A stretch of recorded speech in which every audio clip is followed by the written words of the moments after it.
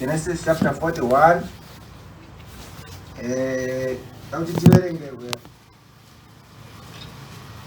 Verse 12 kusvika 16. Mwari watinzwe ngoni. Amen. Genesis chapter 41 verse 12. Zvino ipapo pakanga pane suja yaro muHebheru, muranda womukuru wavarindi. Tikamuudza iye akatidudzira kurota kwedu, akadudzira mumwe nomumwe zvaakarota. Zvikazoitika sezvaakatidudzira, ini ndikadzoserwa pabasa rangu, asi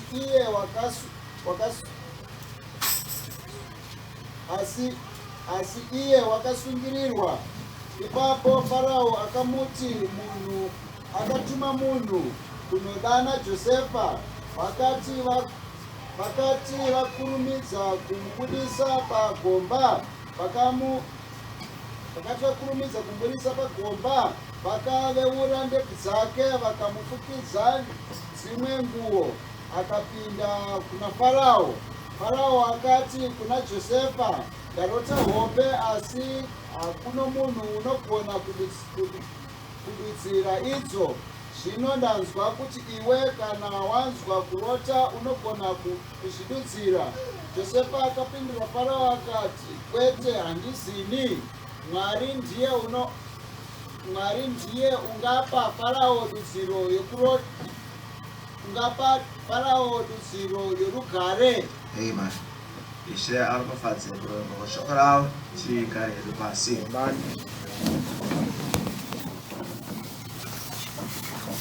Totenda Mwari nokuda kwehasha dzawo. Amen. Saka taverenga rugwaro kubva kuna Genesis chapter 41. Saka Genesis chapter 41 inotiudza pamusoro paJosefa, panguva Josefa yaakanga asungwa ari mutorongo. Saka akagaramo kwenguva yakati rebei, achiraramira kana kuti achisevha murango wake. Saka pati sezvatinonzwisisa nokuverenga kwatinoita shoko raMwari, panguva yaakanga ari mutorongo, hanzi pane zvakaitika. Pane vanhu vakarota hope dzavo, mudiri wewaini nemubiki wechingwa aishandira pamberi paFarao. Saka vese vakauya kuna Josefa, vakamuudza hope dzavo, akavaudza zvadzinoreva, kuti iwe mudiri wewaini uchadzoserwa pabasa rako, asi iwe mukanyi wechingwa uchaurawa. Zvikaita saizvozvo. Saka zvaingovawo zvinhu zviri kuitika mukati mejeri, mutorongo. Zvaingovawo hope dzevanhu vasungwa, zvokuti nyika yose iri kuseri hapana chavakaziva kuti pane zviri kuitika umu. Nokuti kunyange pamararamiro edu tikakubvunzai nhasi kuti chii chiri kuitika kumajeri, hamuna kana idea nezviri kuitika munzvimbo idzodzo. But panguva iyi pane chakanga chichiitika ikoko. Saka vanhu ava vakabuda mutorongo, hope dzaJosefa kakududzwa kwazvakaitwa zvikaitikawo nenzira yakadaro. But varume ava vanonzi vaenda, uyo akararamawo akakanganwa kuti ndakamboitirwawo nyasha munguva yandanga ndiri mujeri. Mukatarisa shoko raMwari rinoti hanzi pakapera makore maviri. Saka makore maviri, mushure makore maviri ekunga chinhu chakanaka chaitwa, hapana rangaridzo yakauya kana kuti yakaitwapo nokuda kwechinhu ichocho. Ndo zvazvinoita. Saka zvinotinongedzera kuti hazvisi zvose zvaunoita zvakanaka zvine mubayiro wazvo kana kuti zvinodzoka kwauri panguva iyoyo. Zvimwe zvinotora nguva yakareba, zvimwe zvinotora nguva pfupi. Asi chakanaka nguva dzose, hama dzangu, ngatiitei mabasa akanaka. Chakakosha mukufamba kwako kwaunoita zuva rimwe nerimwe, ramba uchidyara mabasa kana kuti mhodzi dzamabasa akanaka. Nokuti hapana basa rakanaka raunoita risingasviki pakurangarirwa naMwari. Dai Mwari waitinzwira nyasha. Amen. Saka pakati panetsawo kubata kwaMwari, sezvamunongoizivawo kuti Mwari kana achibata anoita zvimwe zvinhu zvinoenzanisa. kuti Mwari unokwanisa kubata nevanhu vepamusoro-soro kuti minyengetero yevanhu vari pasi-pasi inzwike. Saka iwewe haufani kuzvikakadzika kuti saka nokuda kwezera rangu kana nokuda kwechimiro changu ndichanzwika sei. Hama kuna Mwari uri kudenga anoti kana vanhu vese vaenda kunononga mana vakauya nayo vakaiyera yese inoita omeri. Saka ndiye Mwari watinonamata. Saka Farao wakapuwa hope ari mupalasi yake nokuda kwaJosefa. Saka pakashaikawo wakadudzira hope idzodzo. Saka kune zvinoitwa naMwari muupenyu hwavanhu vatinogara navo, hama dzedu vatinofambidzana navo, vatinoshanda navo, zvatisingatombozivi, zvatinozotoziva kuti ko iwewe unombozvifambisa sei? Toti aiwa ini handizivi chii chakaitika. Hama Mwari unobata in those realms. Pane hondo dzatisingarwi dzatinongorwirwa naMwari nokuda kweumwari hwaMwari. Ani ndosaka David pane imwe nguva achiti inini ndinokwanisa kumhanya ndikanokwira parusvingo ndikanodongora zviri seri ndoda kwokuti handityi. Kana paanotanzi kunyangwe ndikafamba nepamupata womumvuri werufu handingatongotyi zvakaipa nokuti Mwari uneni. Saka ndokurarama kunoita vana vaMwari uye kereke yaMwari. Saka Josefa Bible rodanzi Farao zvamunetsa vatadza kududzira hope idzi. After 2 years ndo pakazonzi there is a Hebrew boy, kune mukomana wechiHebheru kutorongo, iyeye anokwanisa kududzira hope dzenyu. Saka pakaitwa tsvagurudzo panyika yose, but kunyangwe zvakadaro paivapo nemukomana uyu wechiHebheru uyu akanga ari kuraramira achibatiswa naMwari. Hama ndo zvazvinoita kunyangwe mukurarama pese pane confusion, pane nyonga, pane kusanzwisisa. Hama pane shoko raMwari rinoisa nyaya yese pachena. Saka ndo simba rakapuwa iwewe neshoko raMwari.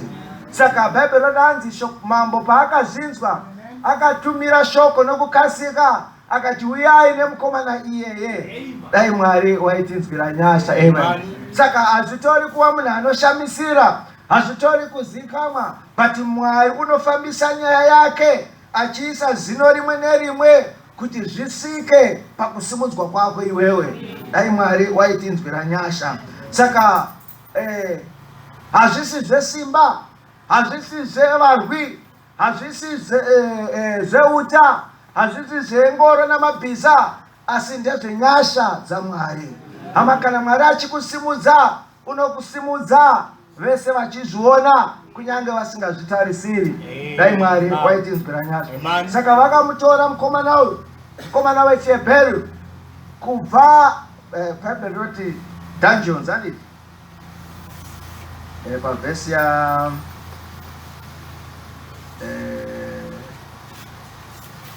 vhesi ya 14 ndiverengerewo pavhesi ya 14. Genesis chapter 41 verse 14.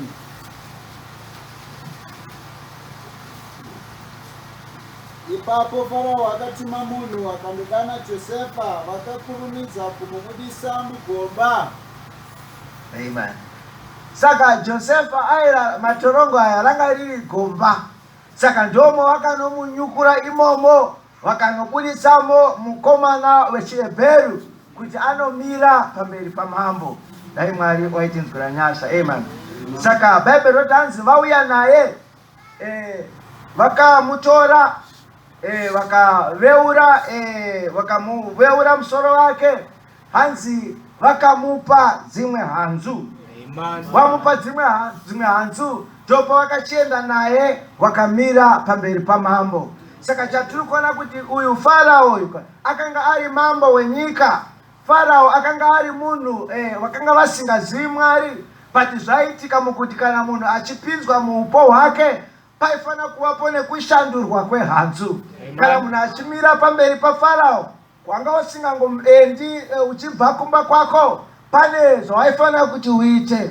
Wanga usingauyi nehovhorosi dzako dzekugomba uko, but hanzu dzako dzaifana kuti dzichinjwe. Hama kana zvakadaro kuna Farao ari mambo wenyika wechiHedheni, zviri sei kuna Mwari wemasimba ose? Saka zvoreva kuti hatikwanisi kuuya pamberi paMwari tichingouya sezvatakaita. Panofanira kuvapo nechimwe chinhu chinobviswa kana tauya muupo hwaMwari. Pane chimwe chinhu chinofanira kuti chikatanurwe kana tauya in the presence yaMwari. Saka vakamutora Josefa vakaenda naye. Hazvina basa kuti shoko rakanga rabvisa Josefa mugomba rakanga riri shoko ramambo. The message yakanga yamudana, it was an instruction yamambo. But kunyangwe zvakadaro aifanira kuti auye abvise hanzu dzemumadungeons kana kuti abvise hanzu dzemugomba kuti akwanise kumira pamberi paMwari. Hava ndizvo zvakaitawo kunyangwe muupenyu hwedu. Takanzwa shoko raMwari rikajeka kuupenyu hwedu, bali pane chimwe chinhu chinofanira kubva kana tauya muupo hwaMwari. Pane chimwe chinhu chinofanira kuti chibviswe chisare, noda kuti upo hwaMwari hunoshandura chimiro. Saka hatifaniri kuya pamberi paMwari, hatikwanisi kuya pamberi paMwari tikaramba takadaro. Hatikwanisi kuya mupresence yaMwari nehanzu dzemumadungeons. Hatikwanisi kuya pamberi paMwari nezvimiro zvedu zvikasashandurwa. Saka Josefa achiuya aifanira kuti abviswe hanzu dzemugomba. Aifanira kuti abvisirwe zvakanga zviri iye nokuti waakumira pamberi pamambo. Saka kereke yaMwari kana yakumira pamberi pake, hama inomira kwete nemuitiro wayo wekare. Inouya pamberi paMwari nemuitire mutsva. Inouya pamberi paMwari muupo hwaMwari nehanzu itsva. Dai Mwari waitibatsira. Amen. Saka chii chiri muhanzu? Kumapfekero atinoita anomiririra our identity. Anoratidza kuti uri ani. Ukasungwa vanokuveura musoro vokupfekedza makaki. Saka munhu wese anokuona anokuti uri musungwa. Saka chimiro chekupfekeswa zvihembe zviya zvemakaki haudi tsanangudzo, haude kuudzwa kuti munhu musungwa. Hava ndo zvakatakaitawo tisati tauya kushoko raMwari. Pane hanzu dzatakanga takapfeka, pane mabhachi atinga tiinawo aitionesa savaranda kana savatadzi. But kana taunzwa pamberi paMwari, hama hanzu idzodzo dzinofanira kuti dzibve. Ndoda kuti taakupinda muupo hwaMwari. Saka kupfeka kwatinoita is our identity. Ndosaka tichiudzwa neshoko raMwari kuti hakuna kupfeka kungori kupfeka. Kupfeka kwega kwega kwaunoita kunokupa iwewe kuti uri ani. Kunoratidza kuti uri murudzii, chii chaunotenda, chii chaunosimbisa. Hakuna ndosa vanoziva kune anozi madress codes. Saka hakuna haungafaniwo ngoti hakungopfekawo. Hapana kupfeka kuri kungopfekawo. Because every form of dressing, it represents your identity. Saka zvakakosha kuti uri kuzvifananidzira nani. Dai Mwari waitinzwira nyasha. Saka Josefa vamuisa mutorongo, ndo yakanga iri nguva yacho. Kwanga kuine majasi acho emutorongo, ndo avakamupa akapfeka. But iko zvino shoko raMwari rakanga rauya kwaari, shoko ramambo rasvika kwaari, hama aifanira kuti arase nguo idzodzo. Saka chatiri kuoneswa neshoko raMwari, there is a change of environment. Kana kuti pane shanduko inouya kana tavapo kana taunzwa pamberi paMwari. Takapinda pamberi paMwari, hatikwanisi kupinda tikabuda takangoita sezvatakaita, nokuda kuti Mwari ndiMwari wamasimba ose. Saka kana zvazvakadaro pamambo weIjipita, mambo ari muEdheni, kuti uende pamberi pake panofanira kuchinjwa hanzu. How much more kana tauya pamberi paMwari. Dai Mwari waitinzwira nyasha. Saka rakanga riri shoko ramambo, yes, kumudaidza kubva mutorongo, asi izvozvo zvose zvanga zvakanaka, but Josefa anga asingakwanisi kuuya akadaro. Dai Mwari waitinzwira nyasha. Amen. Saka tida kuti tisimbise nyaya iyoyo tichipfuurira mberi neshoko raMwari. Kuuya muupo hwaMwari. Saka tiende pana Genesis chapter 35, shall tiwerenge kubva verse 1 kusvika verse 4. Genesis chapter 35 verse 1.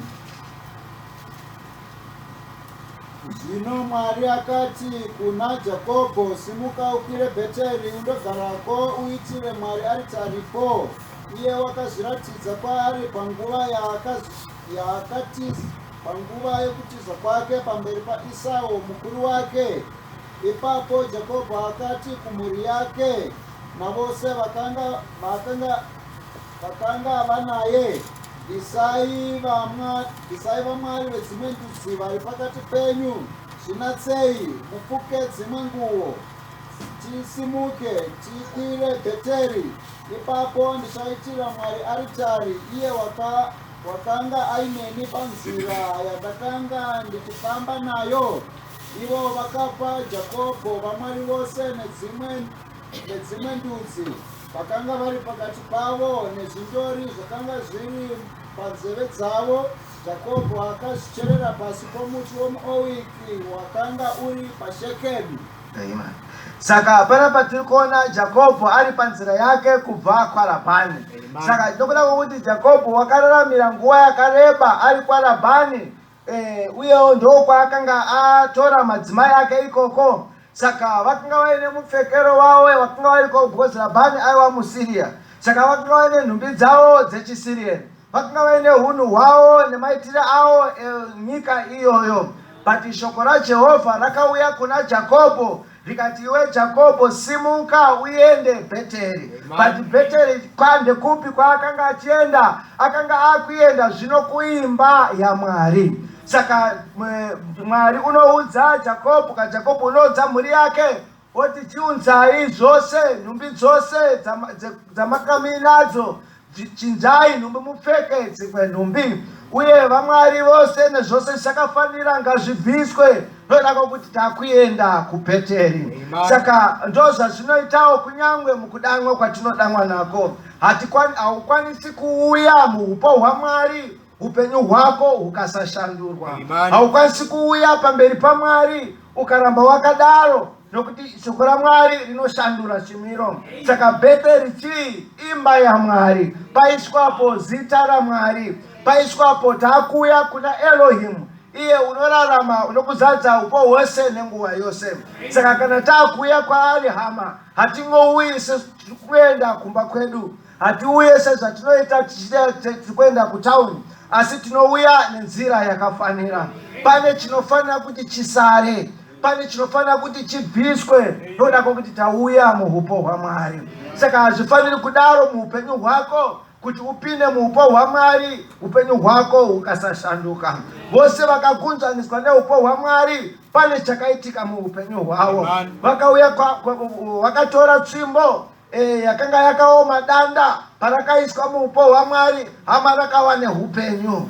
Saka zvinoratidza kuti kana tauya pamberi paMwari, kana shoko raMwari rajeka kwauri, paunonzwa that call Mwari achikudana, kana takuya pamberi pake, hama, there has to be a difference mukati meupenyu hwako. Hatikwanisi kuuya sezvatakaita tikangofurira mberi takadaro, nokuda kuti Mwari ndiMwari weshoko rawo. Saka kana zvajeka mauri kuti Mwari uyu ndiMwari anobvisa mitoro yako, kana ndiMwari wanzwa shoko raMwari wazvipa pamberi pake, hazvina basa kana kuti uri pakurwara kana kuti panhoo, hama, your situation inofanira kuti ishanduke. Nemhaka yekuti nyaya yekurwara nokutambudzwa nokubatwa kwezvivi, hama, ihanzu dzemutorongo, ihanzu dzekumajeri. Asi takuudzwa zvino pamberi paMwari, hama, tinofukidzwa hanzu itsva. Pane kushanduka, pane kubviswa kweupenyu hwekare nokumiswa kwedu pamberi paMwari. Hatikwanisi kungouya takadaro tichipfuurira mberi, nokuda kuti Mwari uyu ndiMwari wezvokwadi. Saka unorayira kuna Jakobo, unomudza kuti right, chisumuka iwewe uende kuBheteri. Rakanga riri shoko raMwari rakakwana, but vakanga vasingakwanisi kungosumuka vakadaro kuti Mwari wataura. Pane chaifanira kuti chiitwe, pane chaifanira kuti chisimbiswe, pane chaifanira kuti chibve, nekuti takunobatanidzwa nezita raMwari. Dai Mwari waitinzwa ranyosva. Saka kuuya pamberi paMwari hakusi kungoenda nokuda kuti zviri kunakidza, hakusi kungouya nokuda kuti pane chatanzwa, hama, pane chinofanira kuti chife, pane chinofanira kuti chisare kunze, pane chinofanira kuti chibviswe, nekuti we are coming into his presence. Dai Mwari waitinzwa ranyasha. Vose vakagumaniswa neupo hwake, vanhu vakauya vakaunyana kuti vakakokomara misana, but pavakaita that conduct naye, hama, there was a difference mukati meupenyu hwake.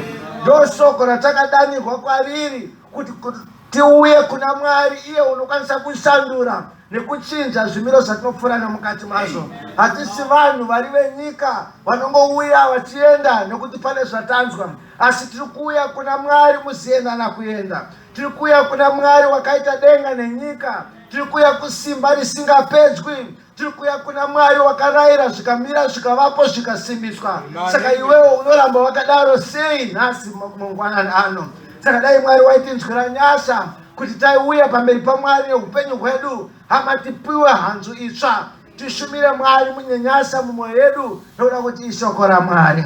Saka vakauya varume ava kati mhuri iyi vakuenda zvino kuBheteri, vakuenda kuna Iyel, vakuenda kushoko raMwari, vakabvisa hanzu dzavo dzechiSirieni, vakatora vamwari vavo vakavarasa, zvikachererwa pasi zvikafushirwa, vakatanga kupfuurira mberi. Saka hatishumiri Mwari mune zvinhu zvirizva nezuro wedu. Kana tauya pamberi paMwari, hama pane nzvimbo yatinopuhwa neshoko raMwari. Saka iwewe chiregedza kuramba uchiuya nejasi rako reurwere, chirega kuramba wakabata jasi rako rezviwi, chirega kuramba wakatakura mutoro wako wekusarurama. Hama tiri kuuya muupo hwaMwari.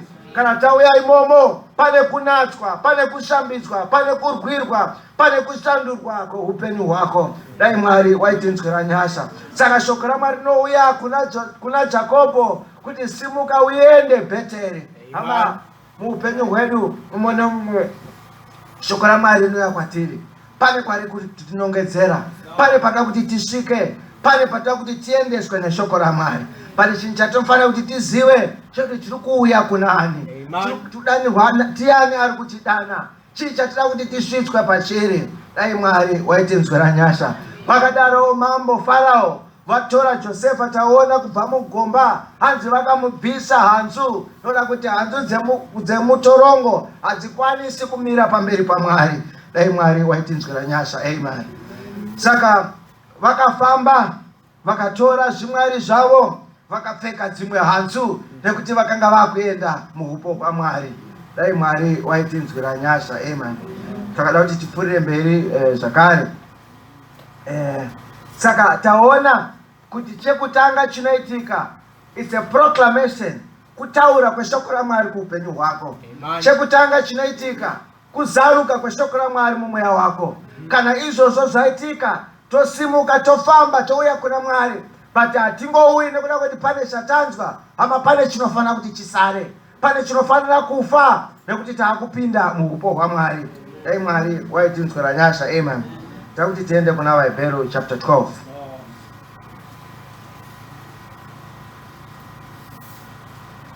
vaHebheru chapter 12.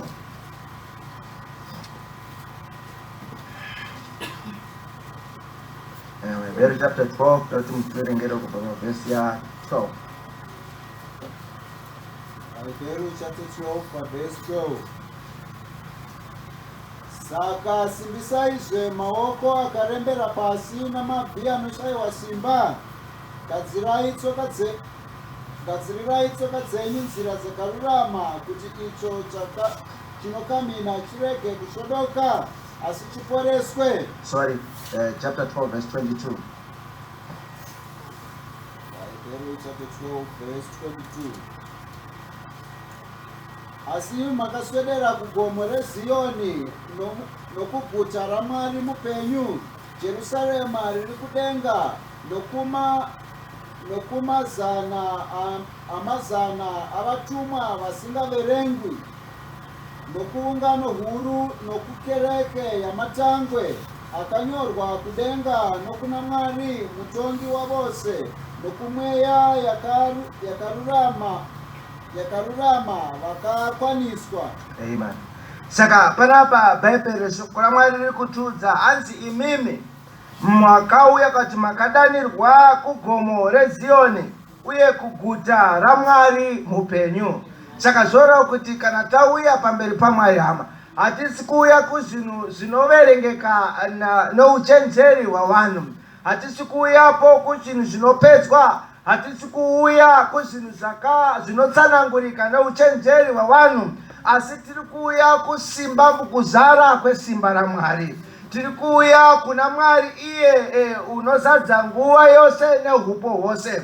Saka ndiye Mwari wakatidana kuti ndiye watiri kuuya kwaari. Saka hatikwanisi kungofamba setiri kungoenda nguwa yose, asi pane humwe hunhu hunofanira kuti hubviswe. Pane an identity inofanira kuti isare kunze, ndokuda kuti tamira takuuya kuushe hwaMwari. Saka panapa Paulo unotiratidza kuti unotinongedzera kuti takadanirwepi, unotinongedzera kuti shoko ratakanzwa iri kutisvitsa kupi, kana kuti chii chiri kudiwa naMwari pamusoro poupenyu hwedu. Hatina kuuya kuzvinhu zvakaitwa namaoko, asi taswededzwa kuna Mwari muuzere hwesimba rake. Tasebedzwa pamberi paMwari kuna iyeye wakarayira zvikamira zvikasimbiswa. Saka panofanira kuti pabviswe chinhu chisingagari. Ndokuda kuti takunzwa kwezvinhu zviri eternity, takunzwa kuzvinhu zvinorarama nokusingaperi. Saka hunhu hwose hunofa, hunhu hwose huri hwenyika, hama, it has to be terminated. Hatisi kuuya kuzvinhu zvine mugumo, hatisi kuuya kuzvinhu zvakaitwa kana zvine maboundaries, but tiri kuuya kuuzere hwaMwari. Saka takusvitswa ipapo, hama, hatichataura nyaya yeurwere, hatichataura nyaya yekuremara, hatichataura nyaya yezvivi, nokuda kwokuti the situation has changed. Saka ndiye Mwari watiri kuuya kwaari. Saka nemhaka yei tichiraramira munzvimbo dzisirizvo, hama, hatina kusvika pakubata kuti takadanirwa kuna ani, hatina kusvika pakujekerwa kuti tiri kuenda kupi. Dai taiziva kuti Mwari uyu ndiani, hama, zvaita chimwe chinhu mukati meupenyu hwedu. Saka Bhaibheri rotinongedzera, hanzi tiri kuuya kuna Mwari mupenyu, tiri kuuya nekuenda raMwari, tiri kuuya muuzere waMwari saMwari. Saka chii chinomira in that presence, hama, dai Mwari waitinzwira nyasha. Saka mangwanani ano shoko raMwari riri kudzoka kwatiri richitinongedzera kuti tiri kuuya muhupo hwaMwari. Hama, your situation has to change. Chimiro chako chinofanira kuchanduka. Chimiro chako can be dealt with. Utera hwako hunokwanisa kubviswa, nyaya yako inokwanisa kupedzwa. Hama, nokuti hamupindwi nezvinhu zvenyika, hamupindwi nezvinhu zvisiri zvechokwadi, hamumiri zvisiri kururama kwaMwari, nokuti ndiMwari wakatidana kushoko rake. Saka dai Mwari waitibatsira mangwanani ano, taisimuka netsoka dzedu tichimira nokupinda muupo hwaMwari, hama, nekuzvininipisa nokutya nokudedera, nokuti tikazviita nenzira isiriyo, hama, Mwari hapana chinoitika muupenyu hwedu. Saka chatiri kuona neshoko raMwari, Mwari unobata nekereke yake muzvikamu. Chekutanga chinoitika, there is the proclamation.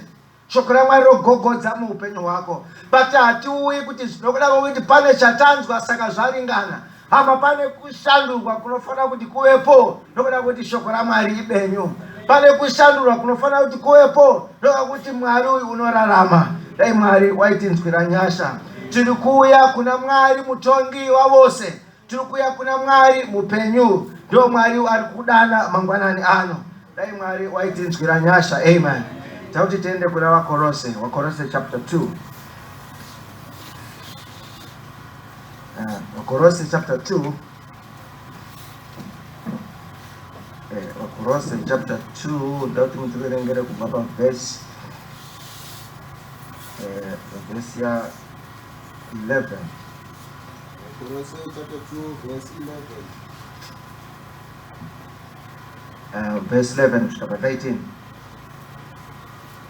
Iye wamakadzingiswawo maari nokudzingiswa kusingaitwi namaoko, muviri wenyama uchibviswa nokudzingiswa kuri kwaKristu, makavigwa pamwe chete naye pakubhabhatidzwa, pamakamuswawo pamwe chete naye nokutenda kwenyu simba raMwari wakamumutsa kuvakafa.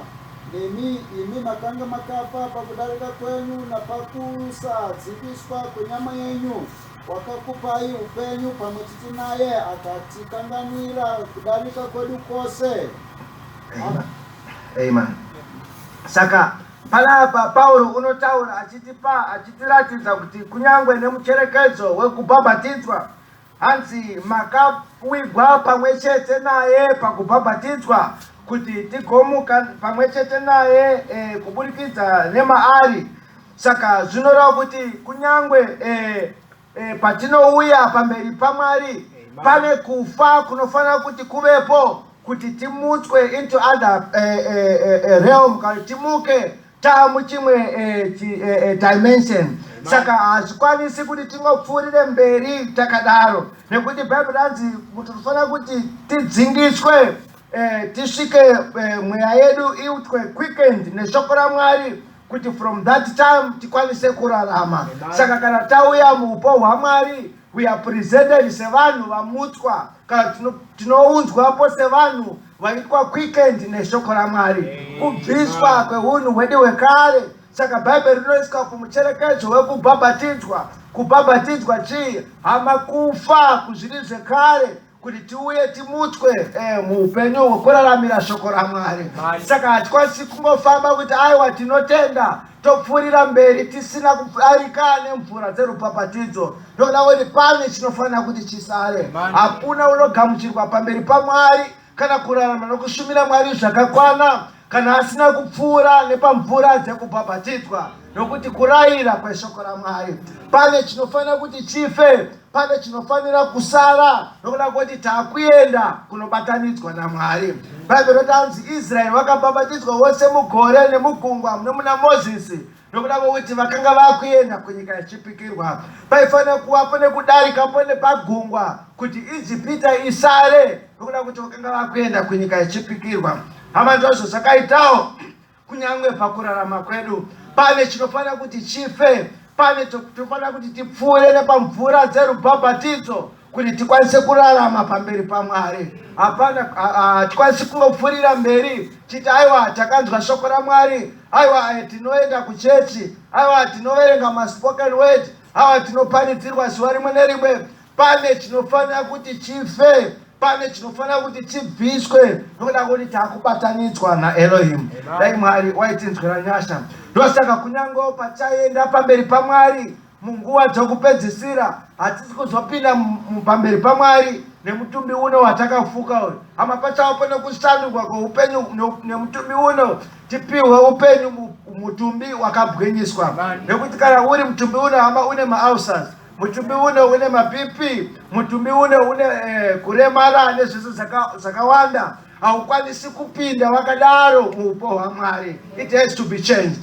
Saka ndo zvazvakaitawo kana tauya pamberi paMwari. Hama Mwari ndiMwari unoshandura, haukwanisi kupinda pamberi pake ukaramba wakadaro. Pane chinofanira kuti chisare, pane chinofanira kuti chibviswe, pane zvinofanira kuti zvisare kunze nokuda kuti tamira muupo hwaMwari. Saka Mwari uchidaidza Israeli vakasvikawo pavakasvika paGirigari. Mukaverenga shoko raMwari paGirigari panonzi ndipo pachabviswa kunyadziswa kweIsraeri. Ndo pakabviswa nyaya yese yereproach muupenyu hwaIsraeli. Hama nguva iyo inofanira kuti isvike kunyange paupenyu hwako. Takupinda mumaboundaries nematerritories eushe hwaMwari. Saka panofanira kumiswapo Girigari mukati meupenyu hwako, where your reproach kana kuti kunyadziswa kwako kunofanira kuti kubviswe. Apo kunyadziswa nekushorwa kwako kunofanira kuti kurashirwe kunze. Chii chinotipa kunyadziswa? Hama is the claim yaSatani yaanoita pamusoro peupenyu hwedu. Israeli iri muIjipita, nyika dzose dzakavakomberedza vakanga vaine identity yehuranda. But pavakasvika paGirigari, hama kunyadziswa kwakabviswa nokuda kwokuti vakanga vakupinda muushe hwaMwari. Hama ndozvo zvakaitawo kunyange kudanwa kwatinodanwa nako. Pane chinofanira kubviswa, kunyadziswa kwako, the identity, kusakwana kwako nokufumuka kwako nezvose zviri iwe. Hama kana tauya paGirigari zvinofanira kusara ipapo nokuda kwokuti takuenda munyika yechipikirwa. Hama takadanwa kushoko raMwari where there is fullness yekurarama kwaMwari. Takadanwa into the presence yaMwari where there is the fullness of joy. Takadanwa kushoko raMwari muutsvene hwaMwari. Kana tauya pamberi paMwari takunamata, hama tapinzwa muchimiro, takuona zviri umwari nokuzara kwaMwari. Saka takusumudza maoko edu tichinamata Mwari, tiri kuzviita hama nehutsva hwejustification, tiri kuzviita nehutsva hwekuziva Mwari, tiri kuzviita nehutsva hwekubata chakavandika nechakazarurwa chaMwari. Hatichauyi kuna Mwari noda kwenjere dzedu nekwezviri seri zvataimboraramira kare, asi pane kuraramiswa kunodhonza kubva paupo hwaMwari. Hama ndo kwatiri kudanirwa kwakuri, hama ndo kunamatwa kwaMwari kweshokwadi. Saka chatiri kudanirwa kwachiri mangwanani ano, hama we are coming into the presence yaMwari. Ngatiuyei nemutoo wakadaro, ngatiuyei, ngatibvumei kushambu, ngatibvisi kwezvinorema. Mama tiri kuti taakupinda pamberi paMwari. Imomo kana tasvika, hama tinofambiswa nekuziva Mwari, tinofambiswa nekuzarurirwa, tinofambiswa neichocho tiri humwari hwaMwari. Dai Mwari waitinzwira nyako. Ndosaka shoko raMwari kuti pane imwe nzvimbo hamufaniri kuti mudzidziswe nokuda kwokuti mweya waMwari uri mamuri unokuratidzai nokukuzarurira zvamunofanira kuti muraramire. Saka chii chatapuhwa? Tapuhwa zvino hunhu neidentity yehumwari hwaMwari. Taakuraramira musimba raMwari. Saka kunyangwewo shoko raMwari kana raakubata nesu, hama hatichaiti savaranda. Taakufamba nekuti tinoziva murangariro waMwari. Taakunamata nekuti tinoziva murangariro waMwari. Taakuimba nekuda kuti tinoziva zviri humwari hwaMwari. Saka hapachafaniri kuva nemunhu anokujaja, hapachafaniri kuva nemunhu anokutungamirira kana kuti anokuudza zvokuita nekuda kwokuti mauri wava chikamu cheupenyu hwaMwari. Hama ndo kwatiri kudanirwa kwakuri. Zvosaka kunyangwe naJakobho upenyu hwake nazita rake raifanira kuti rishandirwe kubva kuna Jakobho kuti riuye pana Israel. Saka muchinda pamberi paJehovha, hama haizofanira kuti aende kunoudza vakavakomberedza kuti Mwari unaye.